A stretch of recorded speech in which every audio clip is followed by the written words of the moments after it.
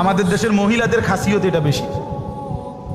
জোহরের নামাজ একবারে বেড়াত লাগাইয়া শেষ টাইমে সমস্ত রান্না বান্না করলা ভাজি ডাল সব রান্না শেষ হয়েছে, গরু গোসল করাইছে, ছাগল গোসল করাইছে, উডান ঝাড়ু দিছে, আর অত্র ইউনিয়নে আর কোনো কাম নাই।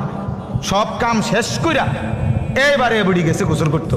গোসল করে আইসা এরপরে আইসা রুকু সেজদা দপা দপ 12 রাকাত নামাজ 27 মিনিটে উড়াইয়া লাইছে, সোজা কথা সুরা লাইছে নামাজ, দুমাদুম নামাজ।